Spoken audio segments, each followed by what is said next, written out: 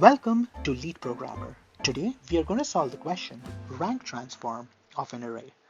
In this question, we have been given an array of integers, and for each integer we want to replace it with its rank. The question defines rank to represent how large the element is, which means smaller elements would have a smaller rank and a larger element would have a larger rank. So let's look at the rules of rank. So rank is an integer starting from 1, which means the smallest value it can have is 1. The larger the element, the larger the rank would be. But if two elements are equal, then their rank would be the same. We also have to ensure that the rank is as small as possible, which means the smallest element in the entire array would have the smallest rank, which is 1. Let's try to understand this better with a few examples. In the first example, we want to find the rank of each and every element. So we start by finding the smallest element because we know that the smallest element would have the smallest rank. So we get the smallest element and give it the rank of 1. After doing so, we know that the rank should be as small as possible. So we want to find an element so that we can assign it the rank of 2. The element that would get the rank of 2 would be the next smallest element in the array, which would be 20 in this case. So 20 gets a value of 2. Similarly, the next smallest element, which is 30, gets a value of 3, and then 40 gets a value of 4. So observe that we traversed through the array such that we encounter elements in a non-decreasing order. And for each unique element we encounter, we give it a rank. So we start by 1, so we get the smallest element 1. The next smallest element would be 20, so we increment the rank and we give it the smallest rank of 2. Let's say we had a duplicate. Let's say we had another 10 in this array, then we would have both the 10s would have had the same value, which is 1. Another interesting observation is that the maximum value of rank can be the length of the array. So for an array, if all the elements are unique, then the maximum value of rank can be the length of the array, which is 4. Of course, if there are duplicates, then the maximum rank would decrease. In this case, we have 100, which duplicates 2 more times. Hence, the maximum value of rank is 1 because there's one unique element in this array. So when we try solving this problem, we observe that we want to traverse the array in non-decreasing order, and the best way to do so is to first sort the array. So let's say we had 40, 10, 20, 30. Let's modify this a bit and add 10, or let's add 20.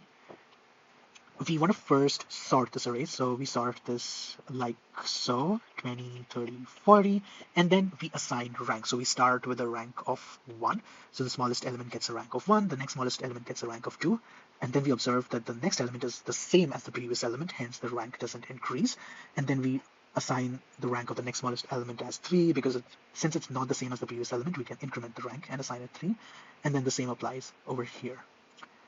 But observe the output. We want the output to be in the original order of the elements.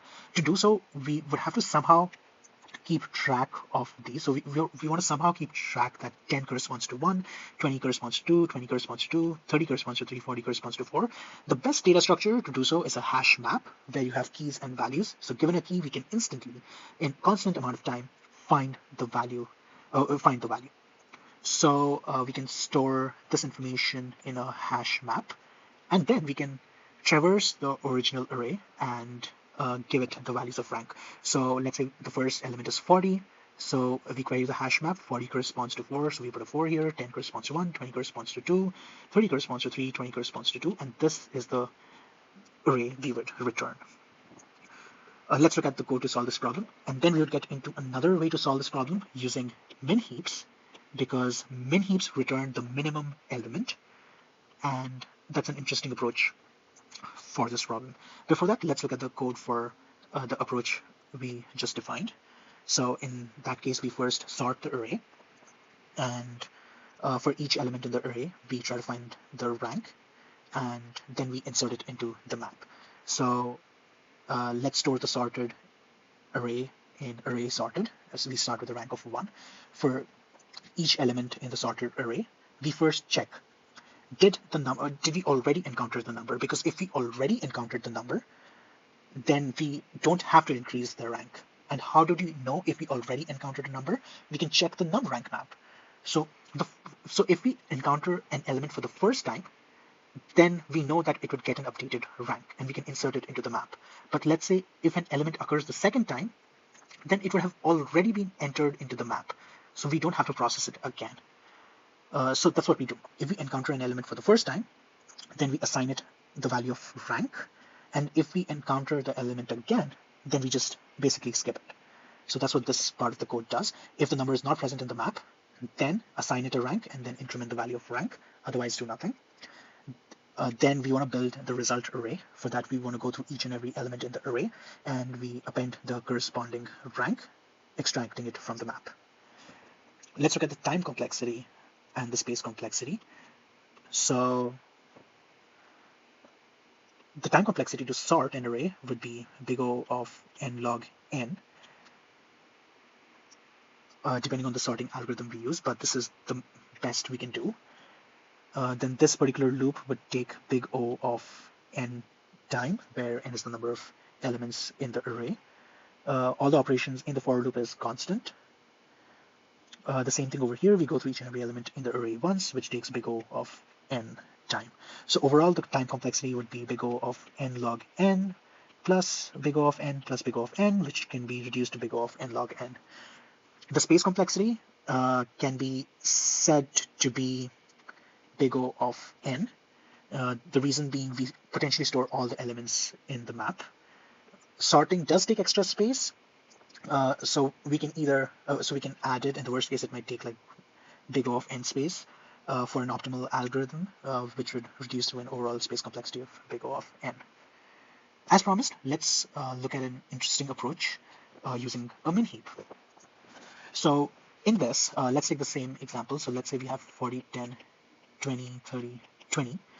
So we would insert all these elements in a min heap. Min heap is a data structure which can return the minimum element in a constant amount of time. But in order to construct a min heap, we would, in the worst case, take n log n time. So we first insert everything to a min heap.